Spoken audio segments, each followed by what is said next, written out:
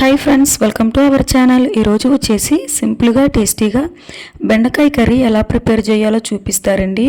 ఈ బెండకాయ కర్రీ అనేది చేయడం చాలా సింపుల్ అండి అండ్ చాలా టేస్టీగా కూడా ఉంటుంది. సో తప్పకుండా ట్రై చేసి చూడండి. ఇంకా మీరు ఎప్పుడు బెండకాయ కర్రీ చేసుకున్నా కూడా ఈ విధంగానే చేసుకుంటారండి. టేస్ట్ అనేది అంత బాగుంటుందండి. ఇప్పుడు ముందుగా అయితే ఒక హాఫ్ కేజీ దాకా బెండకాయ అయితే తీసుకున్నానండి. ఇప్పుడు ఈ బెండకాయల్ని బాగా నీట్గా వాష్ చేసుకుని మీడియం సైజుగా కట్ చేసుకుని తీసుకున్నానండి. ఇప్పుడు ప్యాన్ పెట్టుకొని ఒక 3 టేబుల్ స్పూన్ దాకా కూడా ఆయిల్ వేసుకున్నానండి. ఆయిల్ హీట్ అయిన తర్వాత మనం ముందుగా కట్ చేసి పెట్టుకున్న బెండకాయ ముక్కలంతా కూడా వేసుకుని హై ఫ్లేమ్లో అయితే ఒక 10 మినిట్స్ పాటు ఫ్రై చేయండి. బెండకాయ ముక్కల్ని ఈ విధంగా ఆయిల్లో ఫ్రై చేయడం వల్ల కర్రీ అనేది టేస్ట్ చాలా బాగుంటుందండి. ఈ విధంగా ఫ్రై అయితే చేసిన తర్వాత ఒక బౌల్లోకి అయితే తీసి పక్కన ఉంచండి.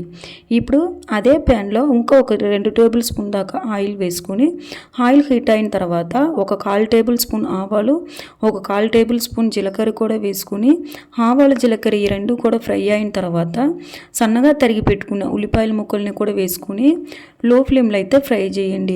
ఉల్లిపాయ ముక్కలు అనేది గోల్డెన్ బ్రౌనిష్ వచ్చేంత వరకు కూడా ఫ్రై అవ్వాలండి. ఆ విధంగా ఫ్రై అయితేనేనండి కర్రీ అనేది టేస్ట్ చాలా బాగుంటుంది.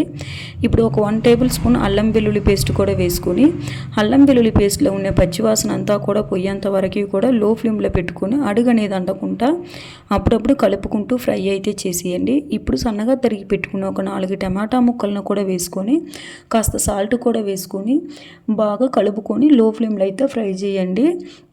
టమాటా ముక్కల్లో ఈ విధంగా సాల్ట్ అనేది వేసి ఫ్రై చేయడం వల్ల టమాటా ముక్కలు అనేది చాలా తొందరగానే మగ్గుతుందండి. ఇప్పుడు కాస్త కరివేపాకు కూడా వేసుకొని పచ్చివాసన పోయేంత వరకు కూడా బాగా లో ఫ్లేమ్లో అయితే ఫ్రై చేయండి.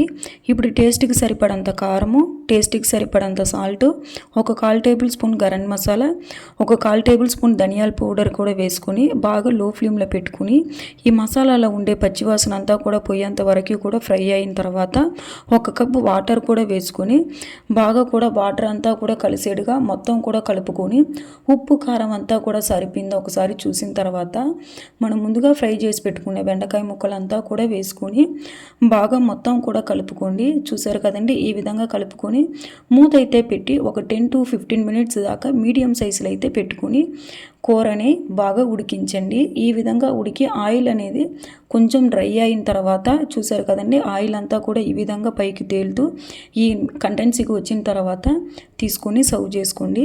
టేస్ట్ చాలా అంటే చాలా బాగుంటుందండి. సో తప్పకుండా ట్రై చేయండి. ట్రై చేసి ఎలా వచ్చిందో కామెంట్ సెక్షన్లో కామెంట్ కూడా చేసేయండి. నా వీడియో కనుక నచ్చినట్లయితే తప్పకుండా లైక్ చేయండి, షేర్ చేయండి, సబ్స్క్రైబ్ చేసుకోండి. Bye bye.